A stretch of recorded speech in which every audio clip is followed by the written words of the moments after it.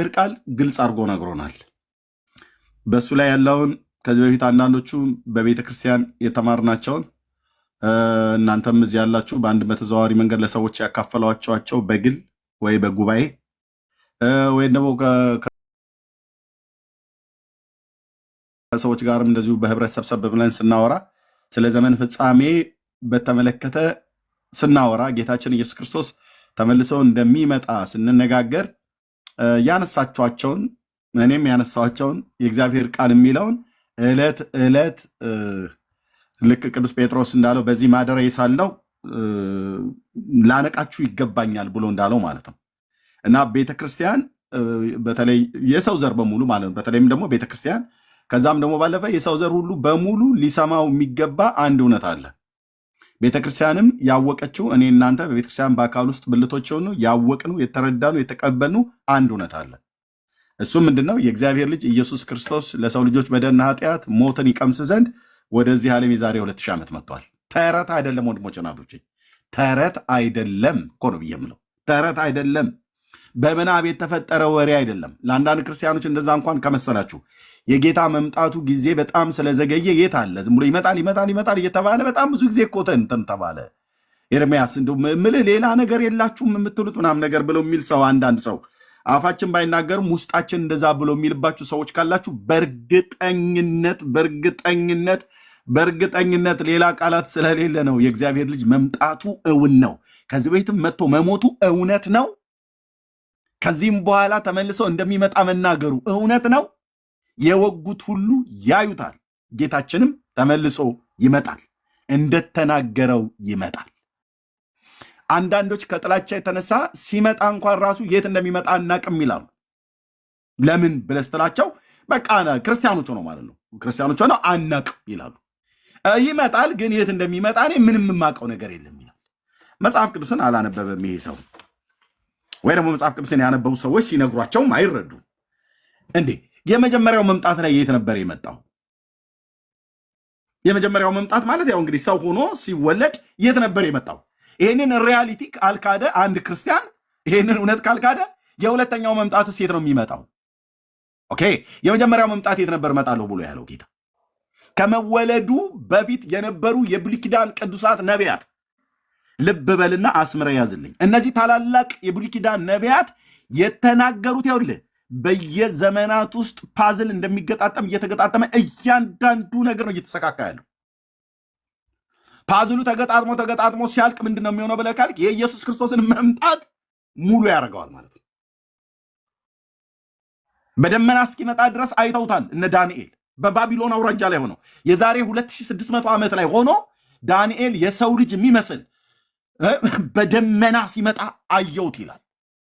ዳግም ምጽአቱን ማለት ነው። ዳንኤል ዳግም ምጽአቱን አይተው ብሉይ ኪዳን ላይ ወንድሞች ናቶች፣ አሁን እስራኤላውያን ወገኖቻችን የማይመልሱት ነገር ቢኖር አንዱ ነው። የሰው ልጅ የሚመስል በደመና ይመጣል ይላል። የሰው ልጅ የሚመስል ከላይ በደመና የሚመጣ የሰው ልጅ ማን ነው?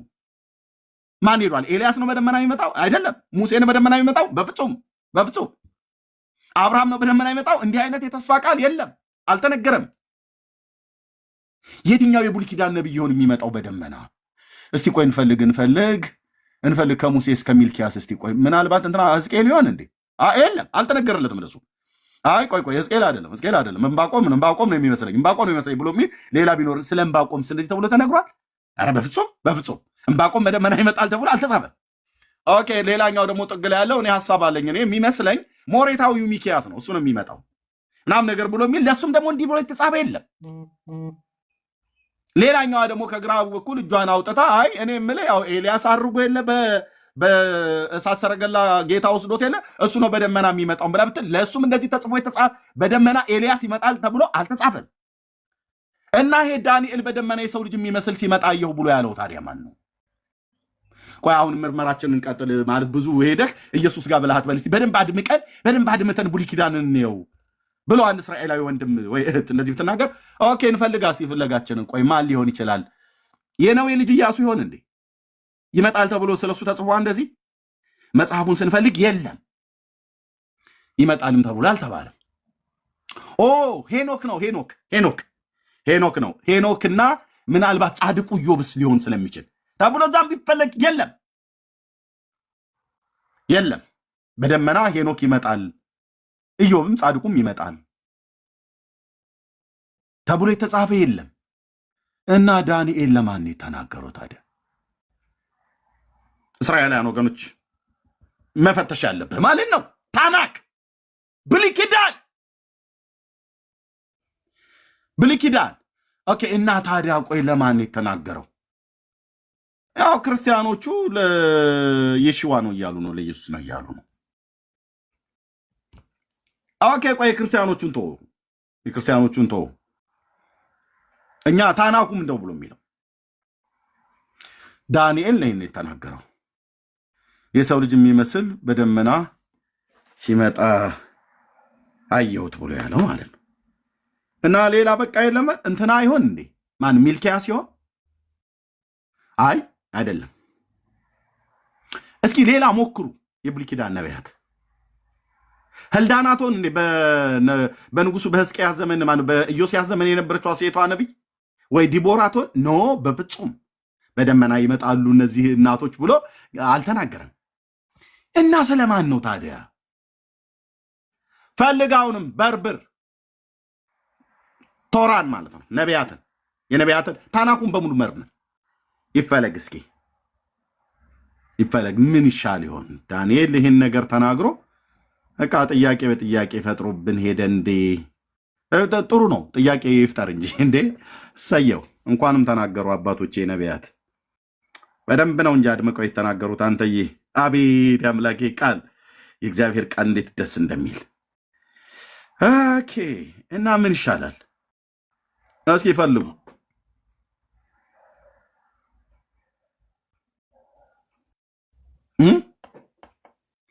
ዙፋኖች እስኪዘረጉ ድረስ አየሁ። በዘመናት የሸመገለውም ተቀመጠ። ልብሱም እንደ በረዶ ነጭ፣ የራሱም ፀጉር እንደ ጥሩ ጥጥ ነበር ይላል። አቤት ከዮሐንስ ጋር አብሮ ጎን ለጎን ሆኖ ያዩ ነው ይመስለው። ዮሐንስ እኮ አይቶታል ራእዩ ላይ ይሄንኑ ማለት። ዙፋኑ የእሳት ነበልባል ነበር፣ መንኮራኩሮቹም የሚነድ እሳት ነበሩ። የእሳት ፈሳሽ ከፊቱ ይፈልቅና ይወጣ ነበር። 1000 ጊዜ 1000 ያገለግሉት ነበር። አላፍት እልፍ አላፋትም በፊቱ ቆመው ነበር። ፍርድም ሆነ መጽሐፍም ተገለጠ ብሎ ይላል። ኦኬ ማን ይሆን ታዲያ? የዛን ጊዜ ቀንዱ ይናገር ከነበረው ከታላቁ ድምፅ የተነሳ አየው። አውሬውም እስክትገደል አካሏ እስኪጠፋ ድረስ በእሳትም ለመቃጠል እስክትጠድ ድረስ አየው ይላል። በቃ እስከዚህ ድረስ ነው ዳንኤል ያየው። ኖ ቀጥል፣ አንብብ። ከቀሩት ቁጥር 12 ዳንኤል 7:12 ላይ የማነበው ከቀሩትም አራዊት ግዛታቸው ተወሰደ፣ የሕይወታቸው ዘመን ግን እስከ ዘመናትና እስከ ጊዜ ድረስ ረዘመ ይላል። ዘመናትና ጊዜ ድረስ ረዘመው። በሌሊት ራእይ አየሁ ይላል። ሌላ ከአራቱ አውሬዎች ውጪ ሌላ አየህ? እነሆ የሰው ልጅ የሚመስል ዳንኤል እኮ ነው የሚናገረው። ከሰማይ ደመናት ጋር መጣ፣ በዘመናት ወደ ሸመገለው ደረሰ፣ በፊቱም አቀረቡት። ወገኖች እና አሕዛብ በልዩ ልዩ ቋንቋም የሚናገሩ ሁሉ ይገዙለት ዘንድ ግዛትና ክብር መንግስትም ተሰጠው። ግዛቱም የማያልፍ የዘላለም ግዛት ነው፣ መንግስቱም የማይጠፋ ነው። በሌሊት ራእይ ያየው ዳንኤል ነው የሚናገረው። ምን አይነት ራእይ? እነዚህ አውሬዎቹ ከባህር ውስጥ ሲወጡ ያያቸው የምድር ነገስታት ናቸው ብላ ያልከ ነው? ኖ ሌላ እነዚህ መንግስታት እነዚህ አራዊቶቹ ከባህር ሲወጡ ያየኋቸው እነሱ አራቱ የምድር ነገስታት ናቸው ብሎ ተናግሯል። የእነሱን መንግስት ካፈረሰ በኋላ ሌላ አንድ እጅ ሳይነካው ከተራራ ላይ የወረደ ድንጋይ እነዚህን ሁሉ መንግስታት አድቅቆ ታላቅ ተራራ ሆነ ይላል። ይሄ ታዲያ ማን ነው ደግሞ? ይሄ ድንጋይስ? አረ ዳንኤል ያላየው ነገር የለም። አንተዬ ዳንኤል ነብዩ ዳንኤል ያላየው ነገር የለም። እና ደግሞ ይህን ድንጋይ ማን ነው ብለህ ልትል ነው? ኢሳያስ ይህን ድንጋይ ሲናገር በጽዮን የከበረ ድንጋይ አኖራለሁ፣ በእርሱ የሚያምን አያፍርም። ዋት ይሄ ድንጋይ ማን ነው? የጽዮኑ አለት የእግዚአብሔር መንግስት ይህ አለት ክርስቶስ ነው።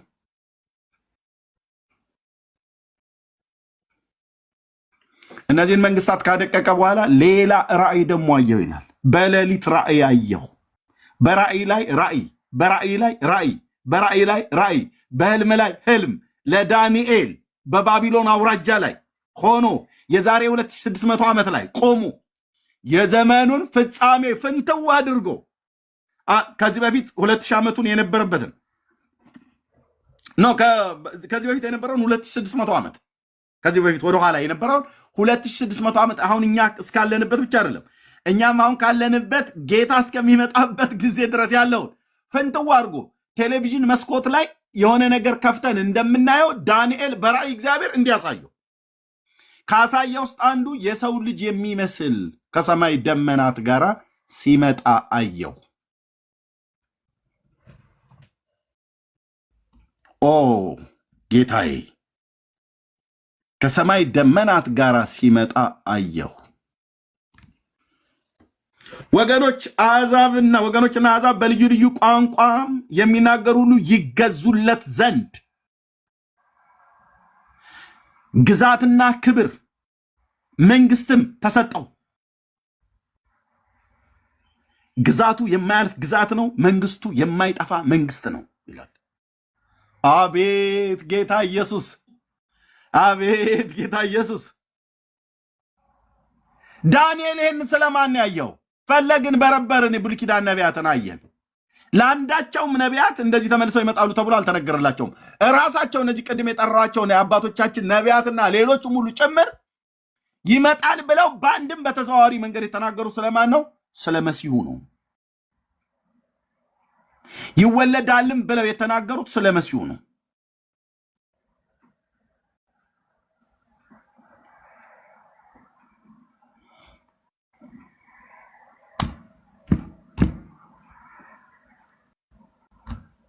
ኦኬ፣ ይመጣል ብለው የተናገሩ ስለማን ነው? ስለ መሲሁ ነው። መሲሁ እንደሚመጣ ነው የብሉይ ኪዳን ነቢያት የተናገሩት። ያ መሲህ ማን ነው? እስራኤላውያን ወገኖች አብዛኛው ያላወቁት አውቀውታል። ከእነሱ መካከል እንደተወለደ የእነሱ ወገን እንደሆነ አውቀውታል። አውቀው የተቀበሉቱ በስሙ የዳኑ አሉ።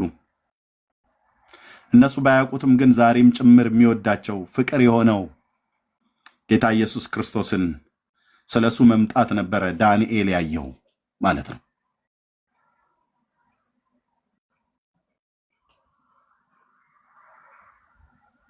ወገኖችና በልዩ ልዩ ቋንቋ የሚናገሩ ሁሉ ይገዙለት ዘንድ ግዛትና ክብር መንግስትም ተሰጠው ይላል። ኦኬ፣ የጌታችን የኢየሱስ ክርስቶስን ዳግም ተመልሶ መምጣት በብሉይ ኪዳን ነቢያት ላይ መሲሁ ተመልሶ እንደሚመጣ ነው።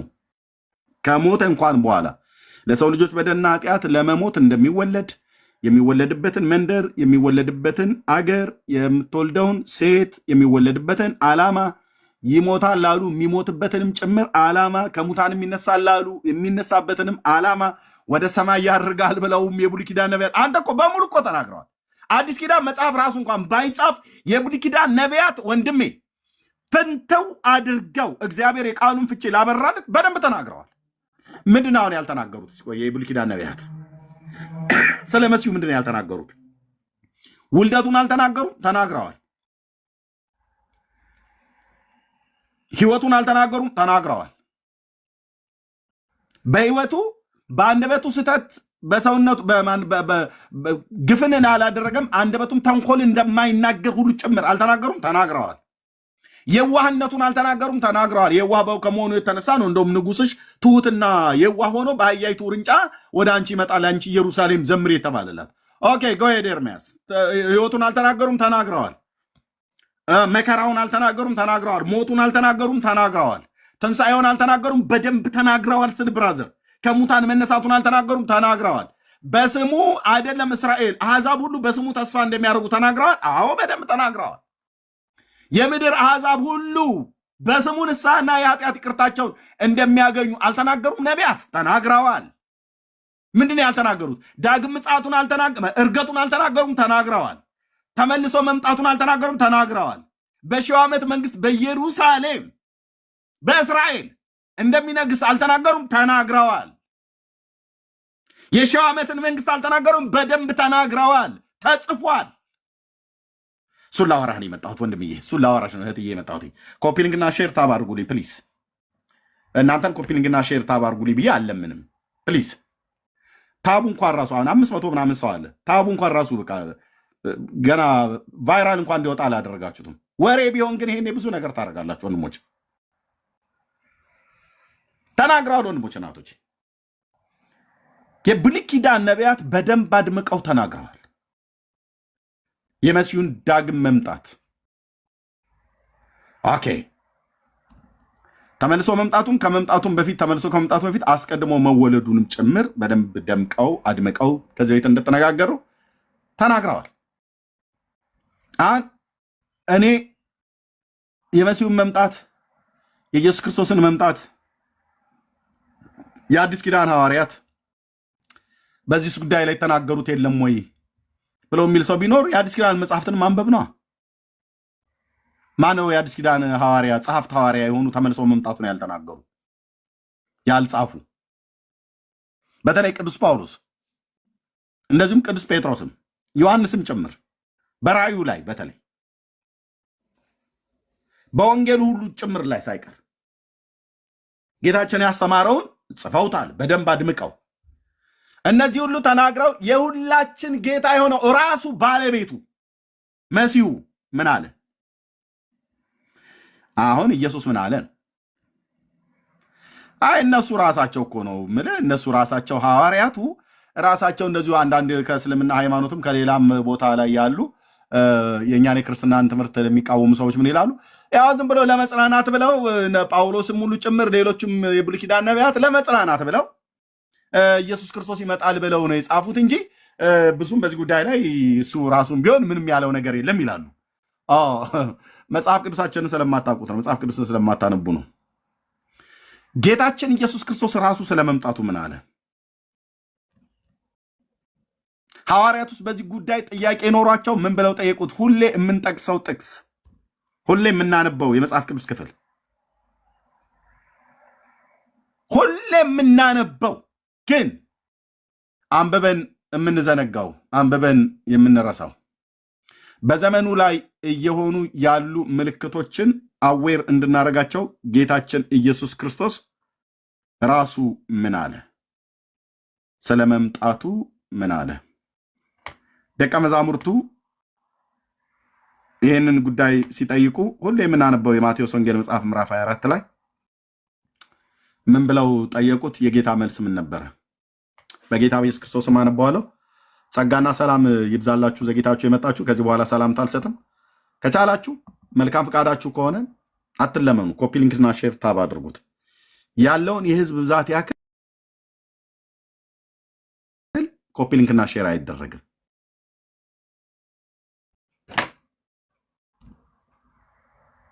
ለሰው ልጆች ሁሉ የሚጠቅምን የእግዚአብሔርን ቃል ነው የምንከፋፈለው። ጸጋና ሰላም ይብዛላችሁ። ከዚህ በኋላ ሰላምታ አልሰጥም። ቀጥታ ዘግይታችሁ የመጣችሁ ሰዎች እናንተን ሰላም ብዬ ካልኩኝ እዚህ ጋር ትንሽ ቆየት ብለናል። ብዙም አልቆየንም። በእርግጥ የእግዚአብሔርን ቃል ከዚህ በኋላ እናያለን። ሀሳብ ያላችሁ ሰዎች ሀሳብ፣ ጥያቄ ያላችሁ ሰዎች ጥያቄ መጠየቅ ትችላላችሁ እና በሰፊ ነው የምናየው የጌታችን ኢየሱስ ክርስቶስን ትምህርት። የሁሉ መደምደሚያ ነው። ሐዋርያቱም የተናገሩት በሱ መንፈስ ነው። ነቢያቱም የተናገሩት በሱ መንፈስ ነው። ቅዱስ ጴጥሮስ ሲናገር ስለ እናንተ ስለሚሰጠው ጸጋ ትንቢት የተናገሩ የብሉይ ኪዳን ነቢያት ስለዚህ መዳን ተግተው እየፈለጉ መረመሩት ይላል በመልእክቱ ላይ። መረመሩት፣ በእነርሱም የነበረ የክርስቶስ መንፈስ ዘመኑን ሁሉ እንዲረዱት ሁሉ እያመለከታቸው በምን አይነት ሁኔታ ውስጥ እንዳለ ይመረምሩ ነበር ይላል። ስለዚህ በክርስቶስ መንፈስ ነው ትንቢት የተናገሩት የብሉይ ኪዳን ነቢያት። በክርስቶስ መንፈስ ነው ያገለገሉት የአዲስ ኪዳን ሐዋርያት። በክርስቶስ መንፈስ ነው አሁንም እኛም ጭምር የምናገለግለው። የዘመኗ የክርስቶስ ቤተክርስቲያንም በክርስቶስ መንፈስ ነው። ኢየሱስ እና በምድር ላይ የሚሆኑ ምልክቶች ሁሉ በሙሉ ምንድነው እያመለከቱት ያሉ? ምንድነው የሚናገሩት ነገር? ጦርነቶች ይሆናሉ። ምንድነው ጦርነቶቹ ምንድነው የሚያመለክቱት? የሆነ የሚያወሩት ወሬ አለ ወይ? በቃ ጠግበው ነው የሚቀጣቀጡት። የጠገቡ ጥጋበኞች በተንተን ባሉ ሰዓት ላይ እኛ ላይ ሃርድ አትስጡን የሚባል ነገር የለም ብራዘርዬ። ጌታ ኢየሱስ እያንዳንዷን ነገር ተናግሯል። የብሉይ ኪዳን ነቢያት እያንዳንዱን ነገር ተናግረዋል። በክርስቶስ መንፈስ አስቀድመው ተናግረዋል። ትናንትና ምሽት ላይ የነገርኳችሁን በተለይ በትንቢተ ኤርምያስ መጽሐፍ ምዕራፍ 49 ከቁጥር 34 35 ጀምሮ ያለውን የኃይላቸው መሳሪያ የሆነውን የኤላምን ቀስት ሰብራለሁ ብሎ የተናገረውን እግዚአብሔር በባሪያዎቹ በነቢያት አፍ የተናገረው በእኛ ዘመን እየተፈጸመ ነው። ትንቢት የቱጋና በምን አይነት ሁኔታ እየተፈጸመ እንዳለ መጽሐፍ ቅዱስንና የእግዚአብሔርን መንፈስ ወይም ደግሞ ዘመኑን መርምረን በእግዚአብሔር ቃልና በእግዚአብሔር መንፈስ ዘመኑን መርምረን ካላወቅን ትልልቅ ትንቢቶች እጆቻችን ላይ ማለት እኛ ዘመን ላይ በስጋ አይናችን እያየን በአልጀዚራ እየተከታተልክ ሲኤንኤን እስኪ ምን አለ፣ ቢቢሲ ምንድን ነው ብሎ የዘገበው፣ ፎክስስ ኒውስ በለያልክ እያነበብክ ትልልቅ ትንቢት ሲፈጸም በዘመኔ እኔ አይቻለሁ። በጥቂቷ ዘመኔ ጊዜውን ባልደርስበትም በዛ ጊዜ ባልወለድም የእስራኤል መንግስት ዳግም መመስረት ትልቅ ትንቢትን የተፈጸመው ትልቅ። ከዚህ ቤትም ተናግሬያለሁ። ለሚጠይቀኝ ሁሉ መጥቶ ያውራኝ። ትንቢተ ሕዝቅኤል መጽሐፍ ምዕራፍ 37 ከ15 ጀምሮ ያለው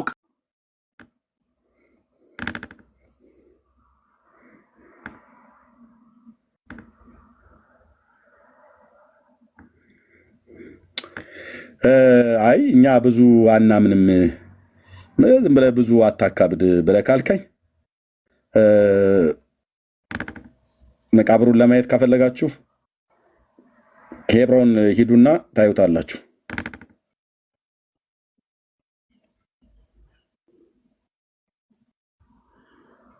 ወገኖች የአብርሃም መቃብር ያለበት ማለት ነው ኢየሩሳሌም እስራኤል።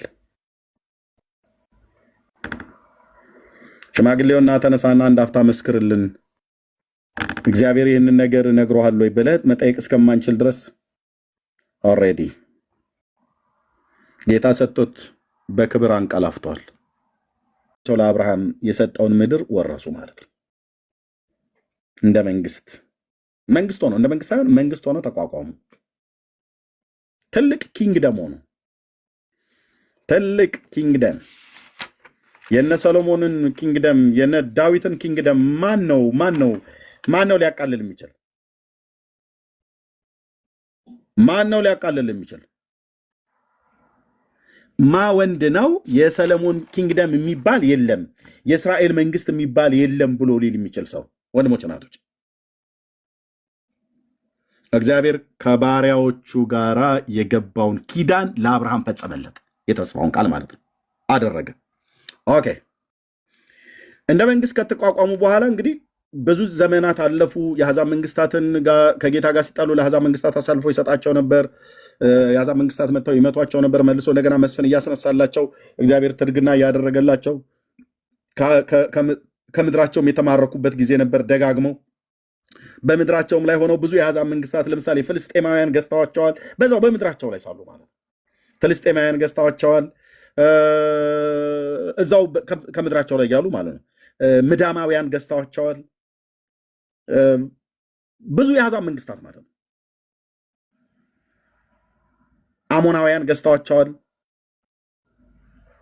በሳኦል ዘመን ማለት ነው።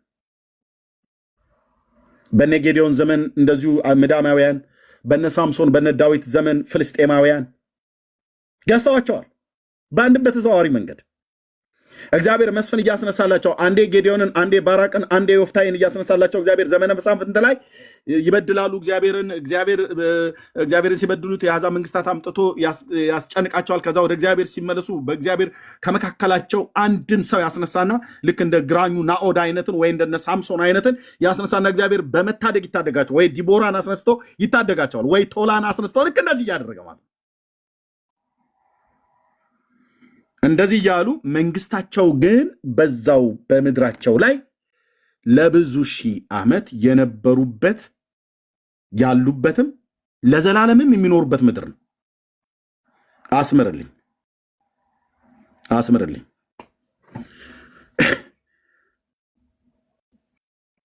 መጨረሻ በሰለሞን በደልና ኃጢአት ምክንያት አለፍ አለፍ ብዬ ነው የምናገረው፣ ዋናው ላይ ለመምጣት የአሁኑ ላይ ለመምጣት በሰለሞን በደልና ኃጢአት ምክንያት እስራኤል ለሁለት ተከፈለ። ጁዲያ እና ሰማሪያ ተብሎ ማለት ነው። ይሄኛው ክፍል ጁዲያ፣ ይሄኛው ክፍል ሰማሪያ ተብሎ ለሁለት ተከፈለ። ሁለት ኪንግደም ሆነ። 10 ነገድ ከዚች ከምታዩት በላይ ሰማሪያን ይዞ ማለት ነው። ሰማሪያ ብሎ ይችኛዋ ፓርት እስከታች እስከ ኤላት ድረስ ጁዳ ብሎ ተከፈለ ማለት ነው። ይሄም የእስራኤል ህዝብ ነው፣ ሁለቱ ነገድ። ይሄም የእስራኤል ህዝብ ነው፣ 10 ነገድ። ለብዙ ዓመታት ኖሩ ተከፍለው፣ እርስ በርስም ይዋጉ ነበር። የአንድ አባት ልጆች እግዚአብሔርን ሲበድሉት በደልና ኃጢአታቸው ያመጣባቸው ነው እንጂ እነዚህ እስራኤላውያን ስላልሆኑ እነዚህኛው ደግሞ ሌላ አሕዛብ ስለሆኑ አይደለም። ሁለቱም እስራኤላውያን ናቸው። የአንድ አባት፣ አንድ ዘር፣ አንድ ስጋ፣ አንድ ትውልድ።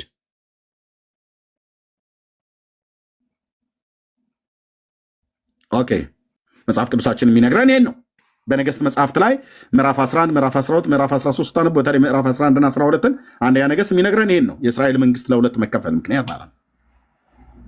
ጁዳና ሰማሪያ ተባብለው ተለያዩ።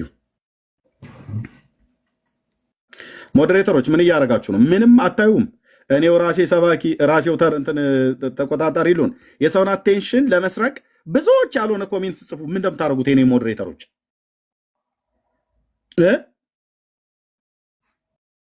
የብዙ ሰው አቴንሽን አንድ ሰው 10 እና 15 ጊዜ አንድን ኮሜንት እየፖሰተ ዲስትራክት ሲያደርግ ዝም ትላላችሁ። እኔ እኮ በጣም እኮ ነው የሚገርመኝ።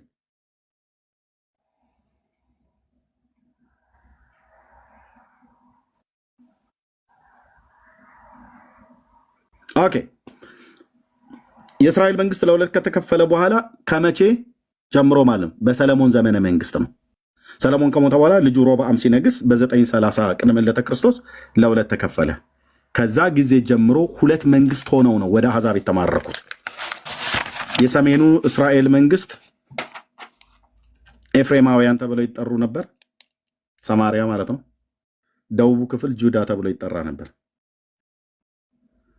ይሄኛውን 722 ላይ ይሄኛውን ሰሜኑን ክፍል 722 ላይ አሶራውያን በምዕራፍ 8 ትንቢተ ኢሳይያስ ምዕራፍ 8 ላይ በዛ በተጻፈው መሰረት ምርኮ ፈጠነ፣ ብዝበዛ ቸኮለ ብለህ በሰው ሰሌዳ መጽሐፍ ጻፍ ብሎ ያለው አሁን ቸርች ውስጥ አንዳንድ ሰው እንደሚሰብክበት አይደለም። ምርኮ ፈጠነ፣ ብዝበዛ ቸኮለ ይላል ጌታ ምናምን ነገር ብለው የቃሉ አውድ የሚናገረው እዛ የእስራኤል የሰሜኑ እስራኤል የሰማሪያ ምርኮ ወደ አሶራውያን ይማረካል ነው ብሎ የሚለው። በታላቁ የአሶር ንጉሥ እጅ ተላልፋችሁ ትሰጣላችሁ ነው ኢሳይያስ እየተናገረ ያለው። እኔ እኮ እንዴት አገናኝቶ አንዳንድ ሰባኪዎች አሜን በሉ ወፈር ያለ ምናምን ነገር ብሎ ይላል። ኧረ ተወይም በመድኃኔዓለም ተፋታን ዳር ያዝሽ ብራዘርዬ። እግዚአብሔር ምርኮን ይመልሳል፣ ምንም ጥርጥር የለም። እንደዚህ አይነት መልእክትን ያመጣል። የጌታዬን የመንፈስ ቅዱስን ድምፅ ሰማለሁ። ግን በቃ ያልሆነ የሆነ ነገር ጽፎ እንደዚህ ማለት የተጻፈን ጠምዝዞ ለራስ ሀሳብ ማድረግ ነው። 722 ላይ እነዚህ ወደ አሶር ተማረኩ።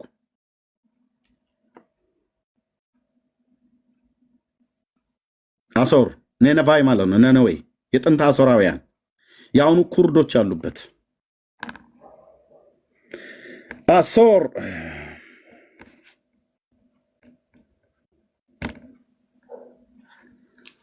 እዚህ አካባቢ ማለት ነው።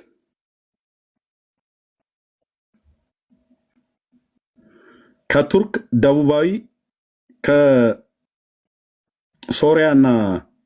ከሶሪያ ሰሜናዊ ከኢራቅም ሊባኖስ ከኢራቅም ከባቢሎን ማለት ነው ሰሜናዊ ክፍል ላይ አሶር የሚባል ኪንግደም ነበር። እዚህ በጣም ታላቅ ኪንግደም ማለት ነው። በእነሱ እጅ ተማረኩ 722 ላይ። ለዚህ ነበረ ትንቢተ ኢሳይያስ መጽሐፍ ምዕራፍ 8 ቅድም ያልኳችሁ ላይ አለፍ ብዬ እሷ እንድናገርና እንቀጥላለን። ምዕራፍ 8 እግዚአብሔርም ታላቅ ሰሌዳ ወስደህ ምርኮ ፈጠነ፣ ብዝበዛ ቸኮለ ብለህ በሰው ፊደል ጻፍበት። የታመኑ ምስክሮች ካህኑን ኦርዮንና የበራኪው ልጅ ዘካርያስን ምስክሮች አድርግልኝ አለኝ። ወደ ነቢይቱ ቀረቡ። እርሷም ጸነሰች፣ ወንድንም ወለደች። እግዚአብሔር ማለኝ ስሙን ምርኮ ፈጠነ፣ ብዝበዛ ቸኮለ ብለህ ጥራው። ሕፃኑ አባቱና እናቱን መጥራት ሳያውቅ የደማስቆ የሶሪያ ማለት ነው ሀብትና የሰማርያን ሰሜኑ ክፍል እስራኤል የሰማርያ ምርኮ በአሦር ንጉሥ ፊት ይወሰዳልና አለኝ። ዋት እነዚህን ሁለትን መንግስታት የእስራኤልን መንግስት ሰሜኑን 10ሩን ነገድ እና የደማስቆንም ጨምሬ ሶሪያን አብሬ ለአሦር ንጉሥ አሳልፌ ሰጣቸዋለሁ። ሀብታቸውም ወደ አሦራውያን ወደ ታላቂቱ ነነዌ ተማርከው ይሄዳሉ ብለህ ተናገር። ለምትናገረው ነገር ምስክር አድርገህ የምታስቀምጥልኝ ሰዎች እነኚህን ሰዎች ነው።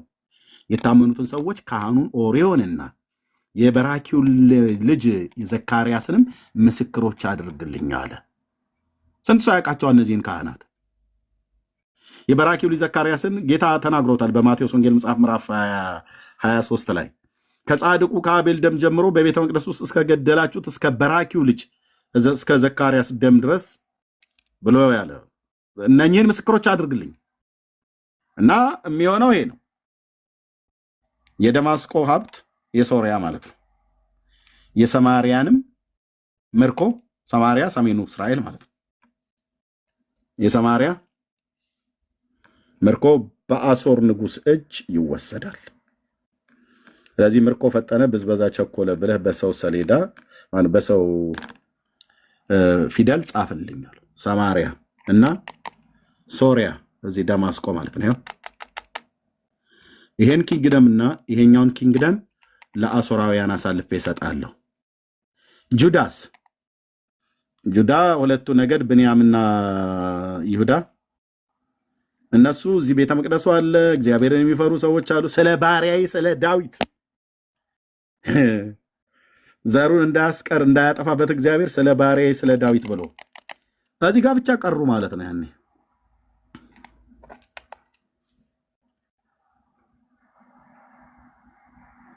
ሁለት መንግስት ሆነው ነበረ ወደ አሦር ሲማረኩ፣ ይሄኛው ተማረከ፣ ይሄኛው ደግሞ ሌላ መንግስት ወደ የጁዳ ኪንግደም መንግስት ሆኖ እዚህ ደግሞ ቀረ።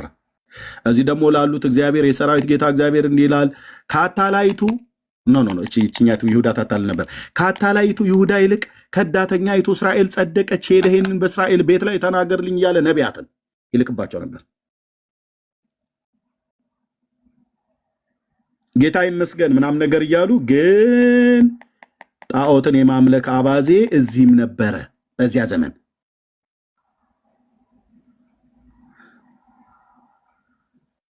ኢየሱሴ ውዴ ብለህ እንደምን ወይ ደግሞ ኢሳያስ የምትለው ነገር አለ። ታጠቡ፣ የስራችሁን ክፋት ከዓይኔ ፊት አስወግዱ፣ ክፉ ማድረግን ተዉ፣ መልካም ማድረግን ተማሩ። ምዕራፍ 1 ቁጥር 15 ላይ ለይሁዳ የተነገረ መልእክት ነበር። አብዛኛው መንገዴ ከመንገዳችሁ ሐሳቤ ከሐሳባችሁ ተለይቷል ይላል ጌታ። ማንን ተናገር? ኢሳያስ። ኤርሚያስ በመንገድ ላይ ቁሙ፣ ተመልከቱ፣ የቀደመችቱን መንገድ ወዴት እንደሆነች ወቁ፣ በእሷም ላይ ሂዱ፣ ለነፍሳችሁ እረፍት ታገኛላችሁ።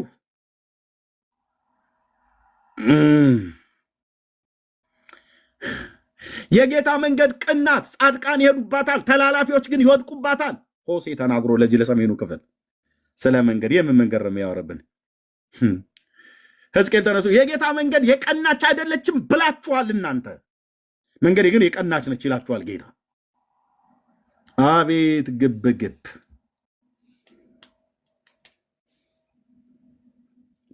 ይሁዳም አልሰማችም።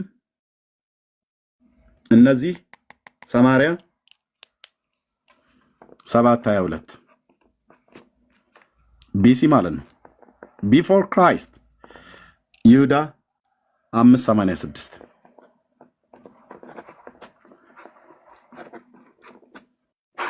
እነዚህ ወደ አሦር፣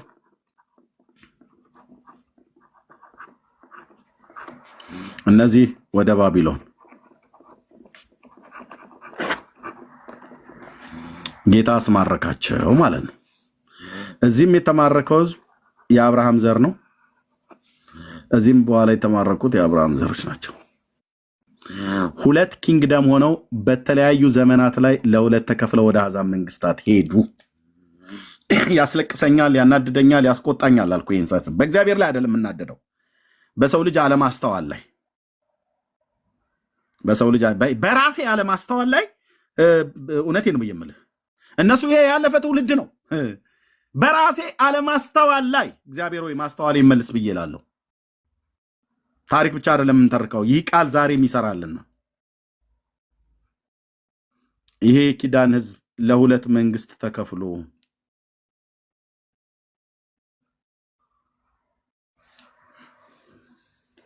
ከዛ ደግሞ ጌታ ማሪ ነው ከሁሉም ሀገር፣ ከዚህም ሀገር ብቻ ሳይሆን ከተበተኑባቸው የምድር ዳርቻዎች ሁሉ እሰበስባችኋለሁ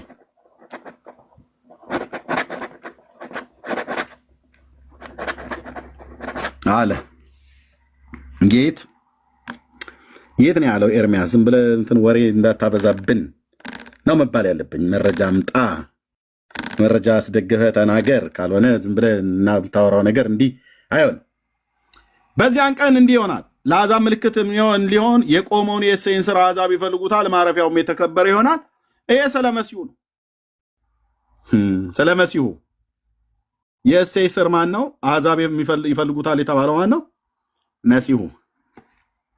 መሲሁ ጌታዬ ኢየሱስ። ይኸውልህ የእሴይ ሥር የዳዊት ቁጥቋጥ አሕዛብ የፈለጉት ማረፊያውም የተከበረ ይሆናል አለ። እንጨት ላይ አይደለም ያረፈው፣ የሆነ የተጠረበ እንጨት ላይ ምናምን ነገር አይደለም ያረፈው። ማረፊያውን የኔ በለስ እስኪ ጻፍ ወንድምዬ፣ እህትዬ። ማረፊያውም የተከበረ ይሆናል። ማረፊያው መኖሪያው ወዴት? ወደ ምድራቸው ነው። አገር የለውም እስራኤል ስልህ ይላል ይመጣና አገር ከሌለው ወዴት ነው ሰበስባቸዋለሁ ብሎ ያለው? ይሄ ነቢይ እኮ ትንቢቱን የተናገረው የዛሬ 2700 ዓመት ላይ ሆኖ ነው። ለካ እስራኤል የዛሬ 2700 ዓመት አገር ነበረው። በጣም ከዛ በፊትም እንጂ የምን 2700 ከዛ በፊትም ከዳዊት እንኳን ልቁጠር ልብዬ ካልኩ ከ3000 ዓመት ጀምሮ ማለት ነው።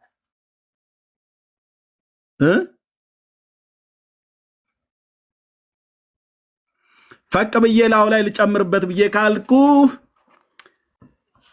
ከዛሬ ከግብፅ ምድር ከወጡበት ጊዜ ጀምሮ ላስላለ 480 3000 በቃ 480 ሰለሞንን ሊያዝና 480 40 ዓመት አባትየው የዳዊት አለ። 480 የሰለሞንን። እሺ 3000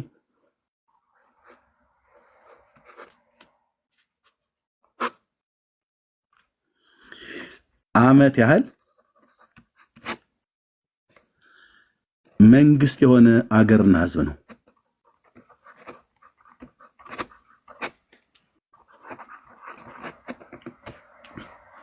ማን?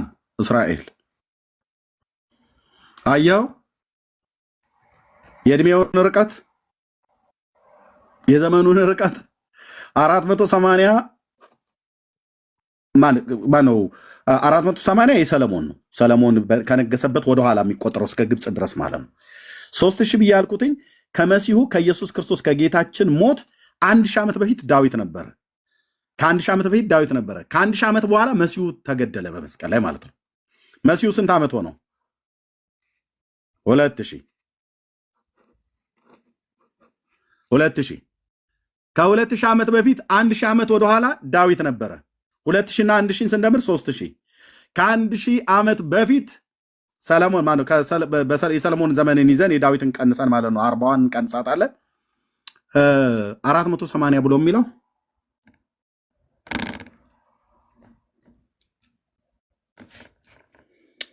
አንደኛ ነገሥት መጽሐፍ ምዕራፍ 6 ቁጥር 1 እና 2 በተለይ ቁጥር 1 የእስራኤል ልጆች ከግብፅ ምድር ከወጡ 480 ዓመት በሆነ ጊዜ 480 ዓመት በሆነ ጊዜ ሰለሞን በእስራኤል ላይ ነገሰ። 480 ዓመት በሆነ ጊዜ እቺ 480 ዓመት የሰለሞን ዘመን ላይ ቆመን ማለት ነው። ስለዚህ እስራኤል መንግስት ሆኖ ከግብፅ ምድር ከወጣበት ጊዜ ጀምሮ መንግስት ሆኖ ከተቋቋመ 3480 ዓመት ሞልቶታል።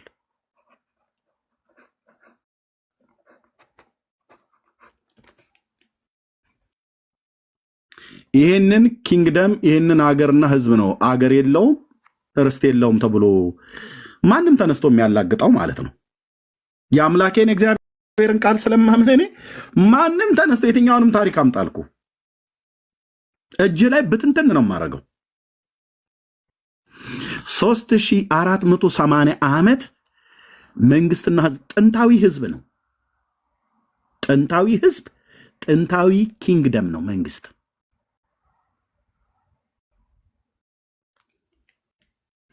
የዳዊትን መንግስት እግዚአብሔር ለብላቴናው ጠብቆለታል። የዳዊት ልጅ ብላቴናው ኢየሱስ ይነግስበታል።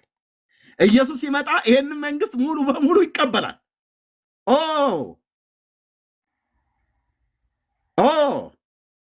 ይሄን መንግስት ማንም ሰው ያጠፋው። ይሄን መንግስት የኒኩለር ኃይል የታጠቁ እነ ራሽያ ዋቴቨር ማንንም ጥራልኝ አያጠፉትም።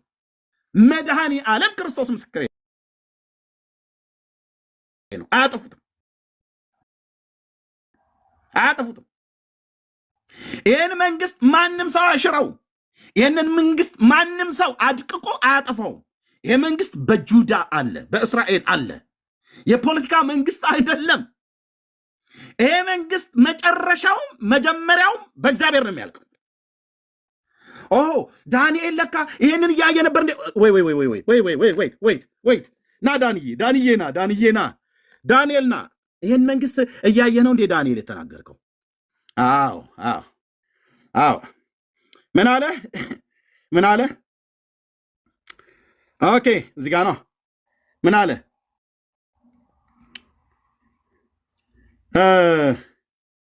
ቆይ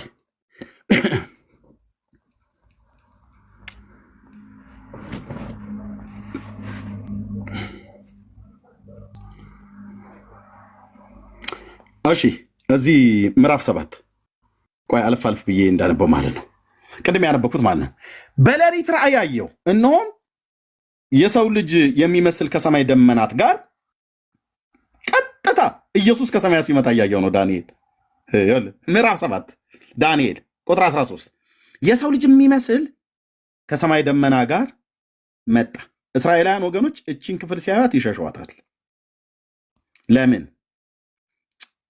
ይሄን ክፍል አየኸው ማለት የሺዋ መሲሁ ማን እንደሆነ ታውቃለህ ማለት ነው።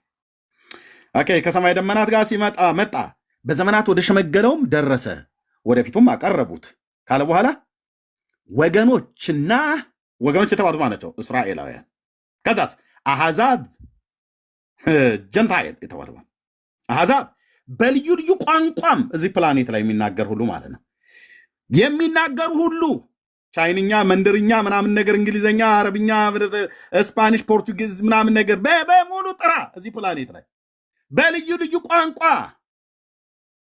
የሚናገሩ ሁሉ ይገዙለት ዘንድ ግዛትና ክብር መንግስትም ተሰጠው። ማን ነው መንግስት ነው የሰጠው? ግዛቱም የማያልፍ ግዛት ነው። መንግስቱም የማይጠፋ ነው። ኢራን አታጠፋውም በፍጹም። አሜሪካ አታጠፋውም የመንግስት በፍጹም። ዩናይትድ ኔሽን የተባበሩት መንግስታት አርማጌዲዮን የሚሰበሰብ የአሕዛብ መንግስታት በሙሉ ጎግና ማንጎግ አያጠፉትም በፍጹም አልኩ። በፍጹም እሱ ራሱ ያጠፋቸዋል።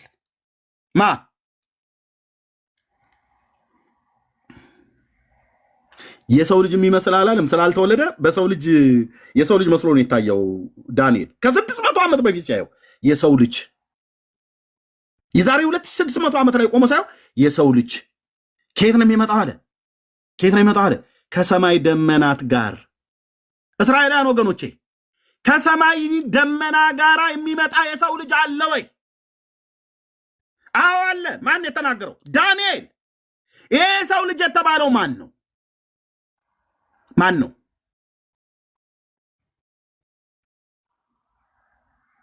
ከሰማይ ደመና ጋር ሲመጣ አየው። ያው ንጉሱ፣ ያው ባለ ግርማው፣ ይሄ የእግዚአብሔር ልጅ፣ ይሄ የዳዊት ልጅ የሽዋሁ አዶን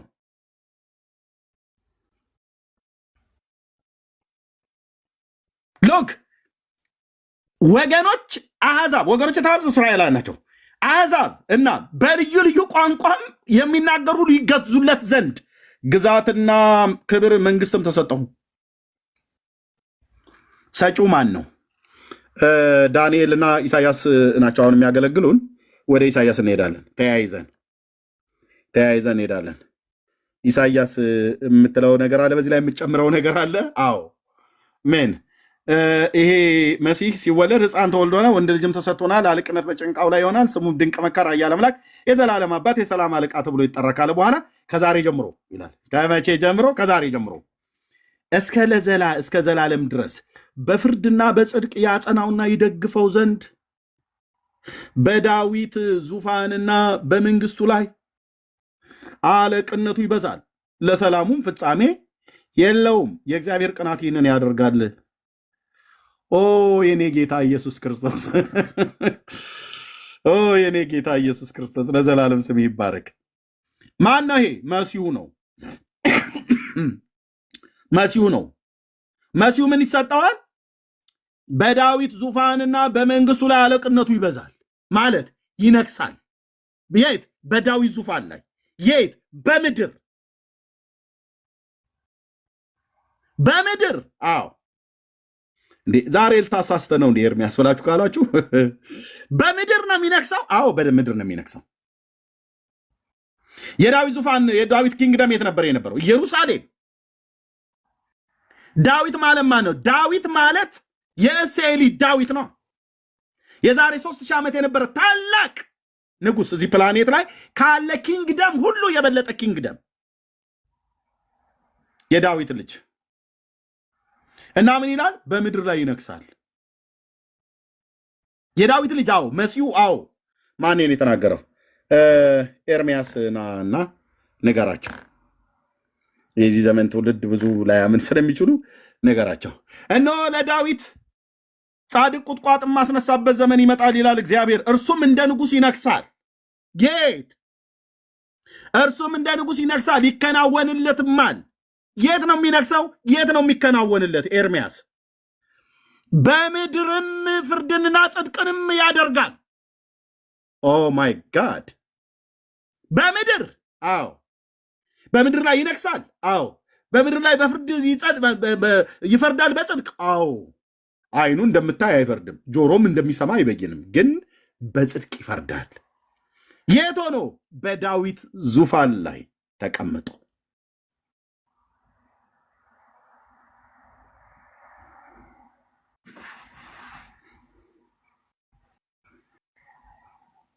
ይነግሳል በምድር አዎ። የት? ኢየሩሳሌም። የቷ ኢየሩሳሌም? አሁን ኢየሩሳሌም የተባለችው ናቻ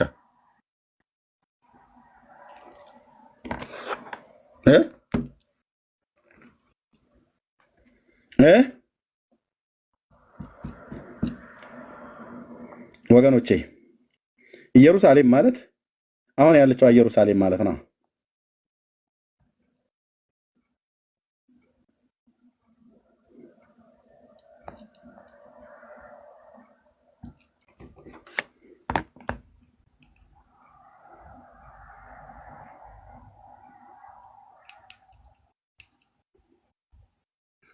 እዚህ ይነግሳል።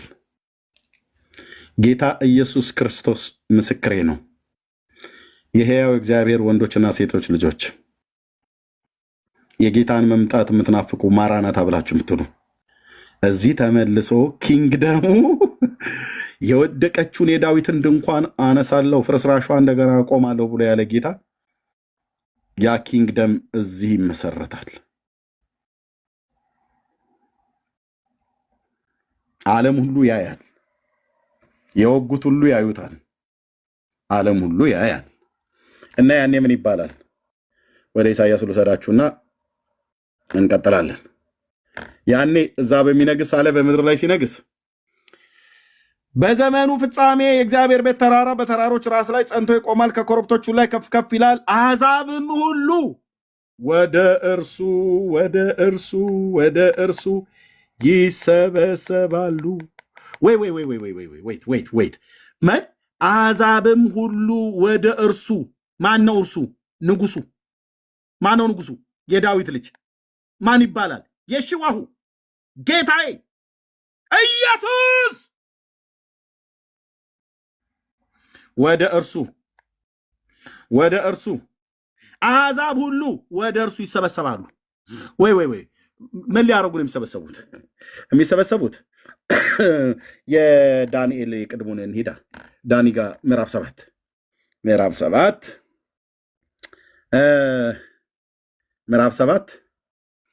የሚሰበሰቡት ለዚህ ነው። ወገኖችና አሕዛብ በልዩ ልዩ ቋንቋም የሚናገሩ ሁሉ ይገዙለት ዘንድ ግዛትና ክብር መንግስትም ተሰጠው። መንግስት ስለተሰጠው እያንዳንዱ ይመጣታል። ጌታ ኢየሱስ ምስክሬ ነው አልኩ። ቻይናዊ እያጎነበሰ ወደ ኢየሩሳሌም ይሄዳል። ኢራናዊ በለው እያጎነበሰ አፍጋኒስታን፣ ኡዝቤኪስታን፣ ካዛኪስታን፣ ኪርጊስታን፣ ራሽያ፣ ሞንጎሊያ፣ አውሮፓ ሀገሮች፣ የተባበሩት መንግስታት ምናምን ነገር አሜሪካ፣ በባህር ደሴቶች የሚኖሩ በካናዳ፣ በአውስትራሊያ፣ በእስያ፣ በአፍሪካ፣ በአረብ ሀገር ያሉ እኛ ሳውዲኖች እኛ እዚህ እንትን የምንለው እኛ እንግዲህ አምላክ አለን አደል ብሎ አንድ የለም በሙሉ ጉዞ ወደ ኢየሩሳሌም ጉዞ ወደ ኢየሩሳሌም አሕዛብ ሁሉ በልዩ ልዩ ቋንቋ የሚናገር በሙሉ ወደዚህ ምድር ይከማቻል። ማስን አለ በለኝ። የዳዊት ልጅ ኢየሱስ እዚህ ይነግሳል። እዚህ ምድር እዚህ ከተማ ላይ በተወለደበት ባደገበት ሕዝብ በእስራኤል ላይና በምድር አሕዛብ ሁሉ ላይ ይነግሳል። ጲላጦስ አቤት፣ አውርደው የጻፍከውን አሉት። አውርደው፣ እንደዚህማ ልጽፍበት አይገባም። እኛ እንደዚህ ብለን አላልነው። እሱ ነው እንደዚህ ብሎ ያለው። የእስራኤል ንጉሥ ብለህ ነው የጻፍከው፣ አውርደው አሉት። ሎጎዬ ላይ ያረኩት እሱን ነው። አውርደው አሉት። እንደሚለው ጽሁፉ ዘ ኪንግ ኦፍ ኢዝራኤል የጻፈው ይህን ነው።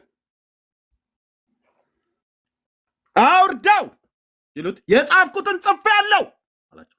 ማለት አይሰረዝም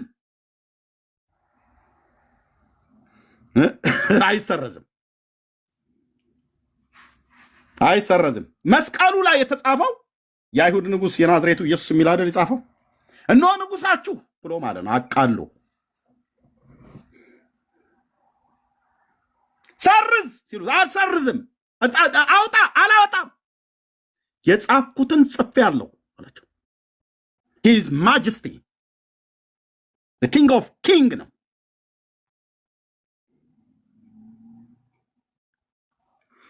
ሌባ ተብሎ እንዲጻፍላቸው ነበር የፈለጉት ማለት ነው። ኖ ሌባ አይደለም። ወንበዴ ተብሎ እንዲጻፍ ወንበዴ አይደለም ጌታዬ። ተንኮል በአፉ አልተገኘበትም፣ ግፍንም አላደረገም። ጲላጦስ የሚጽፈው ፈለገ አጣ፣ መረመረው፣ ፈተሸ። እኔ ለሞት የሚያበቃው ምንም ፍርድ አላገኘ፣ ምንም ጥፋት አላገኘሁበትም አላቸው። እና እሱን ልፍታው ያኛውን ግን ምናምን ብሎ ሲል ኖ አሉ። ሊሆን የግድ ነበርና የጻፍኩትን ጽፌአለሁ አይሰረዝም አላቸው።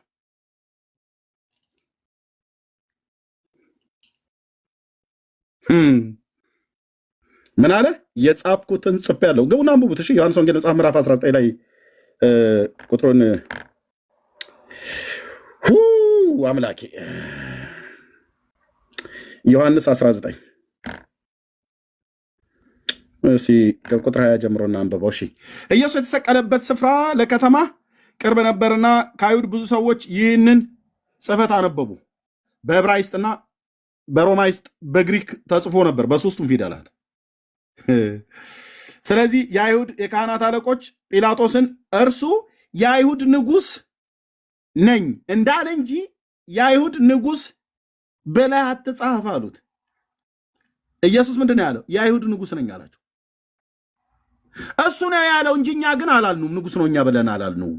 እሱ ያለውን አትጻፍለት፣ እኛ ያልነውን ግን ጻፍልን ነው። ጲላጦስም የጻፍኩትን ጽፌአለሁ የእናንተን ሳይሆን የምጽፈው የእሱን ነው የምጽፈው። እሱ የአይሁድ ንጉሥ ነኝ ብሎ አለ። አዎ የእሱን ቃል ነው የምጽፈው አላ። አቤት ጌታዬ፣ አቤት ጌታዬ፣ አቤት ጌታዬ። የእናንተ ሳይሆን የሚጻፈው መስቀሉ ላይ የእሱ ነው የሚጻፈው። ጽፌዋለሁ ብሎ መለሰ። ኦ የኔ አባት ኢየሱሴ፣ ኢየሱሴ ስም ይባረክ። የኔ ጌታ ለዘላለም ስም ይባረክ።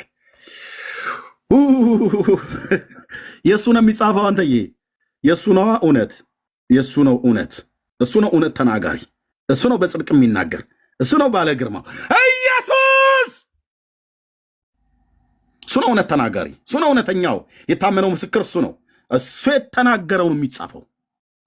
እነንትና የተናገሩት አይጻፍም። አንተና እኔ የተናገርነው አይጻፍም። ምን አለ? ምን አለ? ስለዚህ የአይሁድ ካህናት አለቆች ጲላጦስን እርሱ የአይሁድ ንጉሥ ነኝ እንዳለ እንጂ እኛ ግን አላልነውምና የአይሁድ ንጉሥ ብለህ አትጻፍ አሉት። እንደዛ ማለት ነው። ጲላጦስ ደግሞ የጻፍኩትን ጽፌአለሁ፣ ምክንያቱም በመረመርኩ ሳለ አንተ የአይሁድ ንጉሥ ነህ ወይ ብዬ ስለው አንተ አልክ ብሎኛል። ይሄ ማለት ተስማምቶበታል። እኔ የአይሁድ ንጉሥ ነኝ ብለዋል ማለት ነው።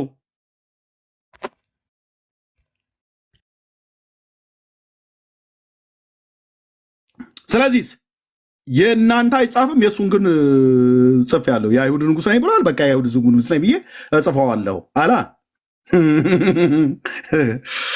ልክ ነው። መጻፍ ያለበት ከኢየሱሴ አፍ የወጣው ነው ለትውልድ መተላለፍ ያለበት። የኔ አባት የኔ አባት የኔ አባት የኔ አባት እኮ ነህ። የኔ ንጉሥ እኮ ነህ ኢየሱስ። የእኛ እኮ ንጉሥ ነህ። ጽፌአለሁ አለ እና የአይሁድ ንጉሥ ነው። አዎ የአይሁድ ንጉሥ ስለሆነ ይነግሳል በይሁዳ ላይ። ስለሚነግስ እንመለስ። ስለምነግስ አሕዛብ በሙሉ እያጎነበሰ እኮ አልኩ። ጌታ ኢየሱስ ምስክሬ ነው።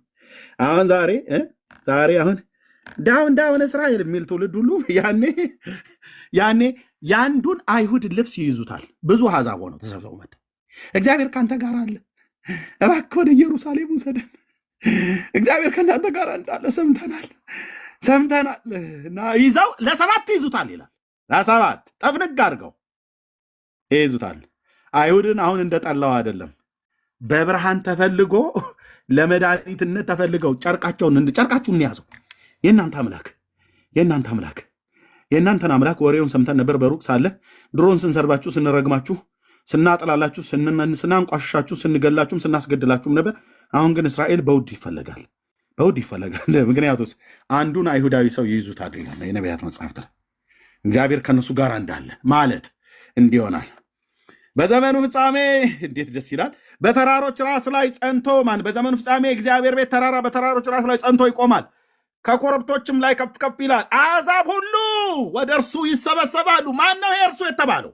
የዳዊት ልጅ። የት ስላለ? በኢየሩሳሌም። ምን ሆኖ ስለሚቀመጥ? ንጉሥ ሆኖ ስለሚነግስ።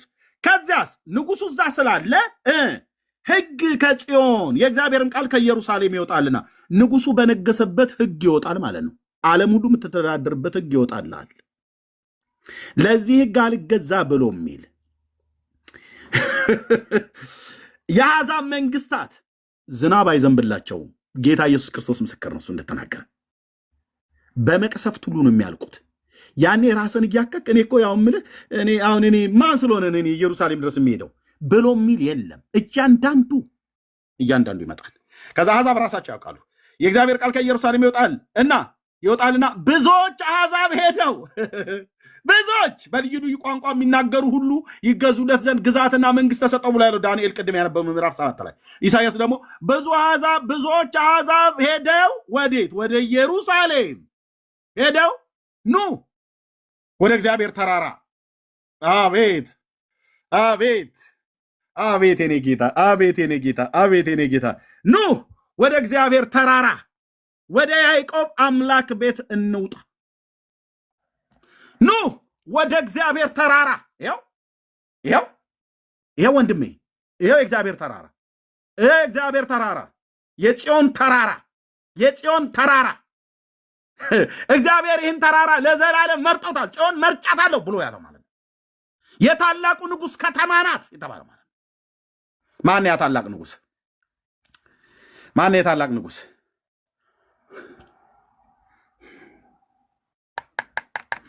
ማን ታላቅ ንጉስ?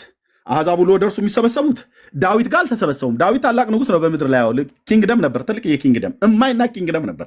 ግን አሕዛብ ሁሉ ወደ ዳዊት ተሰብስበው እንደዚህ አልተባለላቸውም። ማንም አልተሰበሰበም። አሕዛብ በተዋጋቸው አሕዛብን ሁሉ ጭምር እግዚአብሔር እንዲያሸንፍ ድልን ሰጥቶታል። አሁን ግን ወደ እግዚአብሔር ተራራ ወደ ያዕቆብ አምላክ ቤት እንውጣ። የያዕቆብ አምላክ ቤት የት ነው ያለው? እየሰማኝ ነው ወይ ወንድምዬ? እህት ዓለም እየሰማሽ ነው ወይ? የያዕቆብ ቤት አምላክ ኑ ወደ ያዕቆብ አምላክ ቤት እንውጣ፣ እሱ መንገዱን ያስተምረናል፣ በጎዳናው እንሄዳለን ይላሉ። እነማ? አሕዛብ።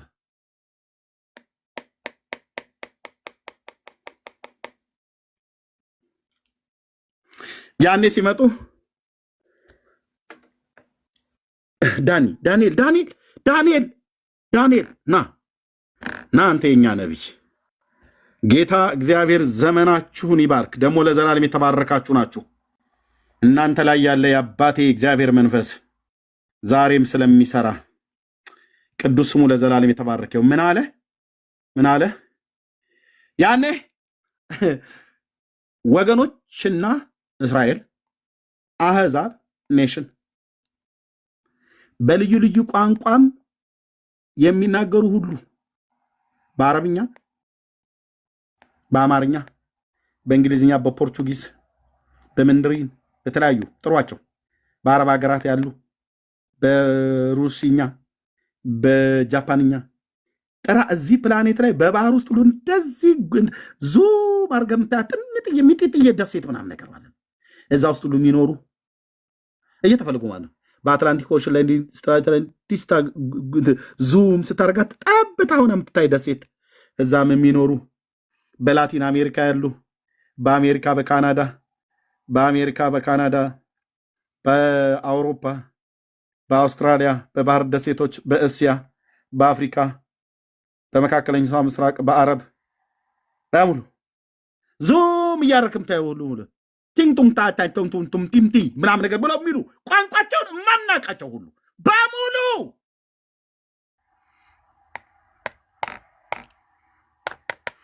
ይገዙለት ዘንድ ዋው! ግዛትና ክብር መንግስትም ተሰጠው። ግዛቱም የማያልፍ የዘላለም ግዛት ነው፣ መንግስቱም የማይጠፋ ነው እና እያንዳንዱ አጎንብሶ ሊደፋለት ከእግሩ በታች ይሰበሰባል ወደ ኢየሩሳሌም። ያ እስኪሆን ድረስ ግን እግዚአብሔር በብላቴናው በዳዊት በኩል በመዝሙር 109 በቅንፍ 110 ቁጥር 1 ላይ እግዚአብሔር አለ ዳዊት ጌታዬን ጠላቶችን ለእግርህ መረገጫ እስካደርግልህ ድረስ በቀኝ ተቀመጥ አለው። ለዚህ ነው እንደ ለካ ወደ ሰማይ ያደረገው ጌታዬ። አዎ ጠላቶቹን የእግሩ መረገጫ እስኪያደርግለት ድረስ እስኪገዙለት ማለት ነው። ከዛስ እግዚአብሔር የኃይልን በትር ከጽዮን ይልክልሃል፣ በጠላቶች መካከል ግዛ። ደስ ይላል። አንተዬ ግዛ ለመሲሁ ተነገረው ማለት ነው። በጠላቶች መካከል ኪንግደም ሆነህ ግዛ። አንተ ማለት ያለውን እኮ እግዚአብሔር አብ ለኢየሱስ ክርስቶስ እግዚአብሔር የተባለው አብ ማለት ነው። ጌታዬን ብሎ ያለው ዳዊት መሲሁን ማለት ነው፣ ኢየሱስ ክርስቶስን። እግዚአብሔር አብ ለኢየሱስ ክርስቶስ ጠላቶችን ለእግር መረገጫ እስካደርግልህ ድረስ በቀኜ ተቀመጥ አለው። አንተ መሲሁ ኢየሱስ ክርስቶስ አንተ ማለት ከአንተ ጋር ቀድሞ በኃይል ቀን በብርሃን በቅዱሳን ብርሃን ከአጥቢያ ኮከብ አስቀድሞ ከሆድ ወለድኩ። የባህሪ ልጁ ማለት ነው። የባህሪ ልጅ ማለት ነው። እንደ መልከ ጼዴቅ ስርዓት ለዘላለም ካህን ብሎም እግዚአብሔር ማለ አይጸጸትም። ለማ ለመሲሁ ንጉስም እንዲሆን ካህንም እንዲሆን በክህነቱ አገልግሎ ሄዷል። የዘላለምን መስዋዕትንም በዘላለም መንፈስ ሆኖ የኔ አባት የኔ ጌታ ኢየሱስ ክርስቶስ ለእግዚአብሔር ራሱን አቅርቧል። ኦኬ ኪንግደም ውስጥ የት አለ ታዲያ? ኪንግደም ጠብቃ ሊመጣ እኮ ነው ብዬ የምለው ውዴ። ሊመጣ ነው። ሊመጣ ነው። ኪንግደሙ ሊመጣ ነው። ሲመጣ በምድር ላይ እያንዳንዱ ይነግሳል። ገብርኤል እንዲህ ብሎ እንደተናገረ መልአኩ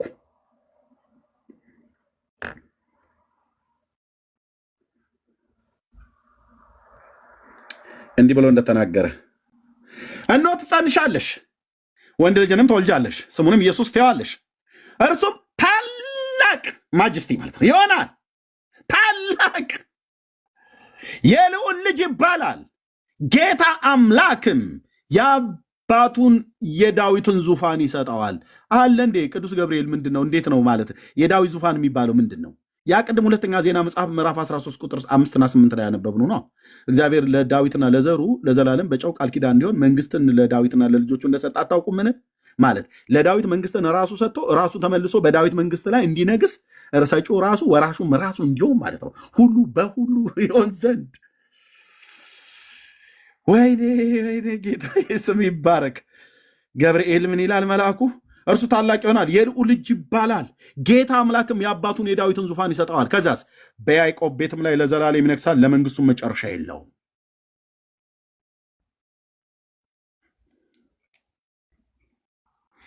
ኦኬ ወይ እና ጌታ በምድር ላይ ይነግሳል ማለት ነው እንዴ? ጥያቄ አለው እንዲ ወንድም፣ ጥያቄ ራሱ መጠየቅ መጠርጠሩስ ብሎ ይላል ያገሬ ሰው። መጠርጠሩስ እንደዚህ ይሆናል። እግዚአብሔር በምድር ላይ ይነግሳል።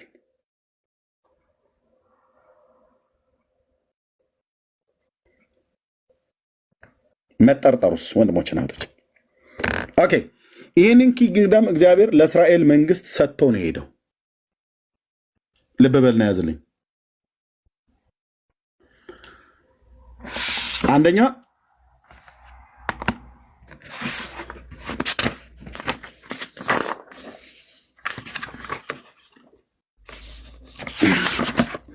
ለእስራኤል እግዚአብሔር ምንን ሰጠ?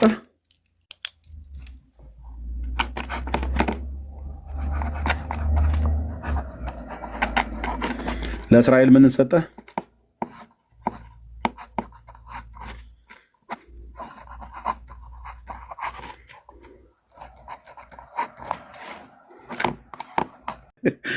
አፌም ላይ መጥቶልኝ አያውቅም። ካገባኋት ጊዜ ጀምሮ ማማ ነው ብዬ የምጠራት የኔ ሚስት ቁልምጫ ስም ማለት ነው። እግዚአብሔር ያዕቆብ ተብለህ እንዳትጠራ ስምህ እስራኤል ይባላል። ይህም ማለት ከሰውም ከእግዚአብሔርም ጋር ታግለህ አሸንፈሃልና እና በዚህ ብቻ አይበቃም። አዎ ሌላ የቁልምጫ ስም በጣም ስለወደድኩህ፣ ወይኔ ጌታዬ በጣም ስለወደድኩህ ስምህን የቁልምጫ ስም ላውጣልህ ብሎ አለው። ማን?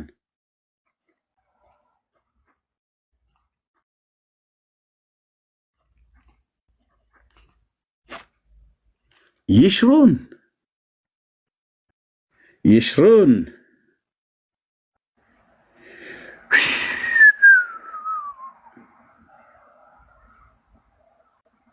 እግዚአብሔር ሰውን አቆላምጦ ይጠራል። አዎ እስራኤል እንኳን ብሎ አይጠራው። ሲጠራው ይሽሩን። ቴንኪው ዶክልዬ ተባረክ። የፈጠረህ ከማህፀን የሰራህ የሚረዳህ እግዚአብሔር እንዲህ ይላል፣ ባሪያዬ ያዕቆብ የመረጥኩ ይሽሩን ሆይ አትፍራ። በምድረ በዳ ላይ አደል ያለው ዋን ምንጮችን ከፍትልሃለሁ። ይሽሩን እግዚአብሔር ከመውደዱ እኮ ብዛት እኮ የተነሳ ነው። በዘላለም ፍቅር ወድጄሻለሁ አንቺ እስራኤል ድንግሎ እንደገና ሰራሻለሁ አይደል ያላት። በምን መውደድ ነው የተወደደው እስራኤል በእግዚአብሔር ዘንድ?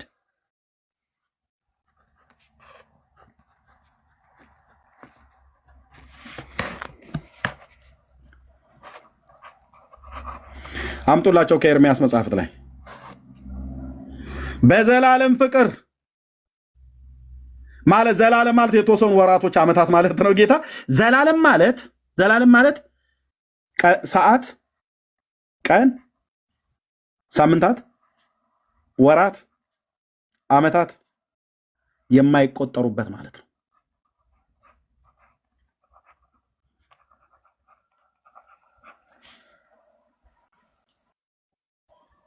ዋት እስራኤል በዘላለም ፍቅር ወድጄሻለሁ።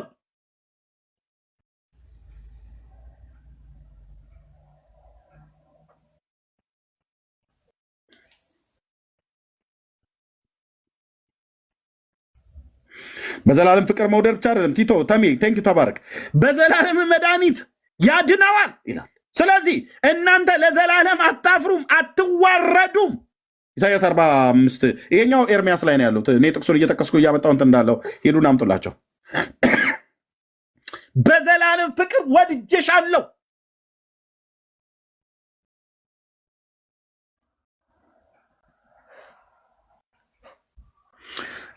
ወንድምዬ ቴንኪው ኤርሚያስ 31:3 ላይ ማለት ነው። እግዚአብሔር ከሩቅ ተገለጠልኝ እንዲህም አለኝ፣ በዘላለም ፍቅር ወድጄሻለሁ፣ ስለዚህ በቸርነት ሳብኩሽ። ማንን? እስራኤልን። በምን ፍቅር? በዘላለም ፍቅር። አንተ በዘላለም ፍቅር እግዚአብሔር የወደደውን ህዝብ ዳውን ስላልክ አታሸንፈውም። በጦርነት ብትገጥመውም አታሸንፈውም። ለምን? ስሙ እስራኤል ይባላል ማለት ኪዳን ያለው ህዝብ ነው ማለት መንግስት ያለው ህዝብ ነው ማለት ርስት ያለው ህዝብ ነው ማለት አምላክም ያለው ህዝብ ነው። አምላኩ በዘላለም ፍቅር የወደደው ህዝብ ነው። ልብ በልልኝ፣ አስመርልኝ፣ ህዝብ ነው እና መጥቼ ይህንን ህዝብ አጠፋዋለሁ ብለህ ብትል ራሱ የስሙ ትርጉም ከጌታም ከሰውም ጋር ታግሎ የሚያሸንፍ ነው። እስራኤል የሚሸነፈው ከጌታ ጋር ብቻ ሲጣላ ነው። በሌሎች እንዲሸነፍ እግዚአብሔር አሳልፎ የሚሰጠው ካልሆነስ እግዚአብሔር ካልሆነ በስተቀር እስራኤልን የሚያሸንፈው የለም።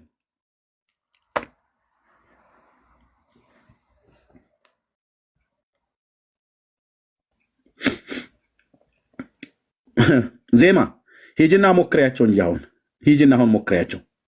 እስራኤል እኮ በመጨረሻ ይሸነፋል አልሽ። የቱ ጋር ነው ይሸነፋል? ወደ ቁርአን ላይ ነው እንደዛ የተጻፈልሽ? ዜማ ሂጅና ሞክሪያቸው እስኪ። አሁን እኮ መጨረሻው ዘመን ላይ ነው ያለ ነው። እስኪ ሞክሪያቸውና እንይሽ። ሞክሪያቸውና ገጥመሽ ሜዳው ላይ ውለሽ እዛ ሜዳው ላይ ውለሽ ከአሸነፍሻቸው ወይ ከተሸነፉ በኋላ ይሄ ኤርሚያስ ምን እንደምታካብደው ምናምን ብለሽ ትነግርኛለሽ።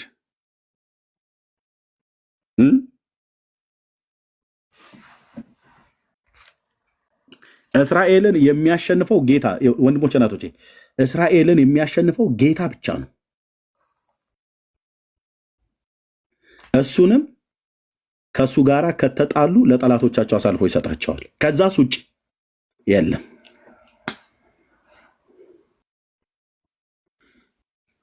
ለዚህ ነው ትዝ ይላችኋል፣ አምላኩ ከእሱ ጋር የሆነ ህዝብ ስለነበረ በዘላለም ፍቅር የተወደደ ስለሆነ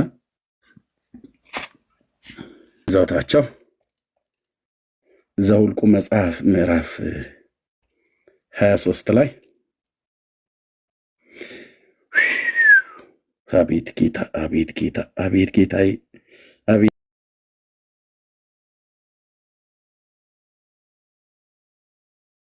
ጌታዬ፣ ለዘላለም ስም ይባረክ።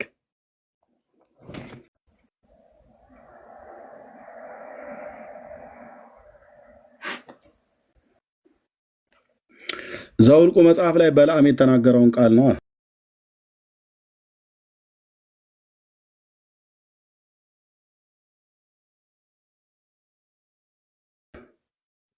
አሁን